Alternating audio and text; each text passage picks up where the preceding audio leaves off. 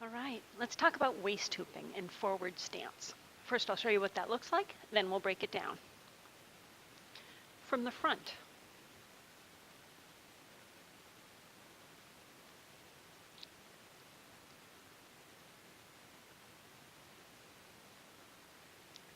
and from the side.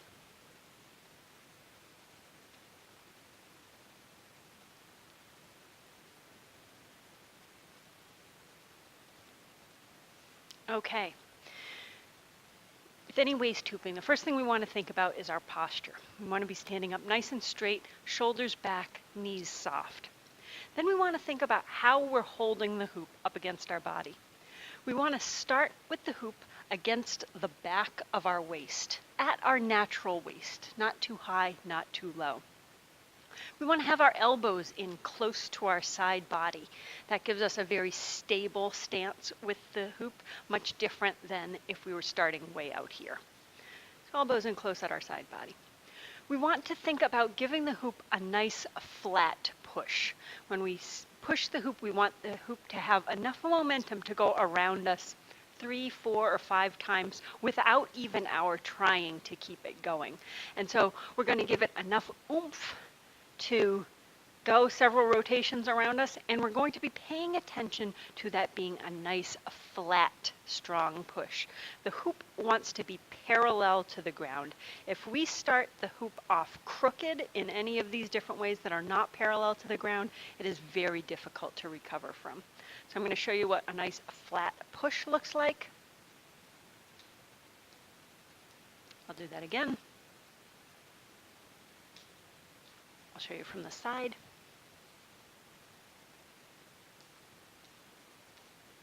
Again. Okay, notice I didn't do some giant wind up, anything like that. That really is just going to destabilize the hoop's rotation. All it is taking the hand that makes the most sense to push the hoop in the direction you want it to go, and it's just moving that arm from your side body in towards your belly. Okay.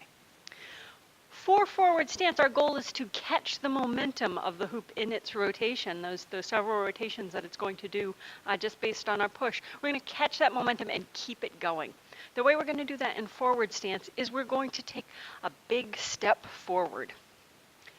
We want to have our body square in front of us to the leg that is stepped forward. Not so much a diagonal like this, but really to be front on with our foot a big step in front of us. This is going to be a back and forth motion with our hips and waist, and I'll show you that from the side. We want to keep that motion in our hips and waist as best we can, because the hoop is going to go where the motion is. So if our knees are moving too much, it's going to pull the hoop down. If our upper bodies are moving too much, it's going to pull the hoop up. So we want to keep that motion in our hips and waist. If we think about that forward leg, if we were to imagine drawing a line up the middle of our thigh, all the way up to a couple of inches to the side of our belly button, that would be our front power point. That is where we're going to be pushing the hoop when it makes contact with that point to keep it going.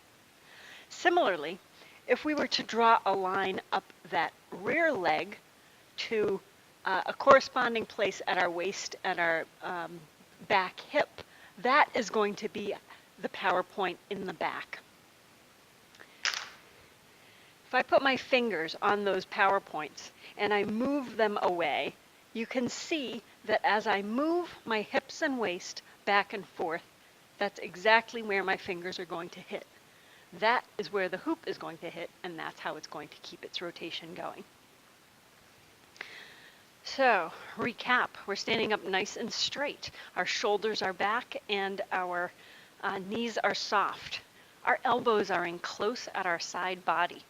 We're going to give the hoop a nice, strong, flat push, and we're going to join that momentum and keep it going with a back and forth motion in our hips and waist.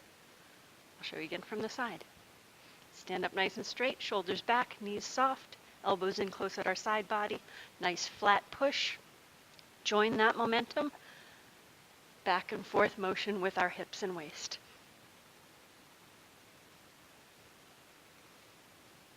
Okay, couple of troubleshooting tips. One is the most common thing that happens when you're first learning to waist hoop is that you're not giving the hoop enough momentum to keep it going. So when in doubt, wiggle faster.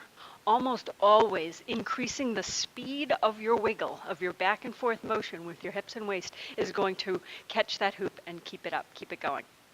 Secondly, fight the urge to watch the hoop.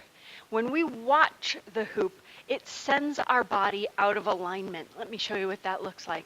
Instead of standing up nice and straight, we tend to lean over to watch the hoop like this. That sends our butt out, the hoop goes down. Get in the habit of really checking in, making sure you're standing up nice and straight, maintaining that good posture. And a good way to do that is to try and keep your vision high. Find something high on the wall, on the ceiling, in the distance that you can look up at. That will help you maintain a good, strong posture.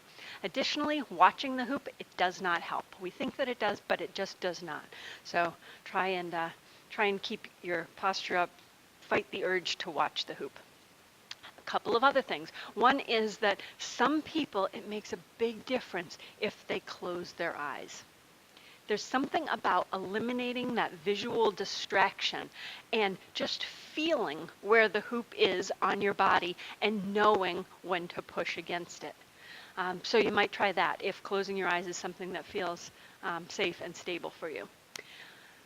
And when all of that is starting to gel for you and it's starting to make some sense, then you want to go in the opposite direction. We like to do everything in the opposite direction also because that's good for our brain and for our muscles. People often ask, if you go in the other direction, should you change feet? Doesn't necessarily matter. Some people always want the same foot forward. It doesn't matter which foot you step forward in either direction. Experiment with both of them because you might find that one of them works better for you than the other. So be patient, have fun with it, and enjoy your waist hooping in forward stance.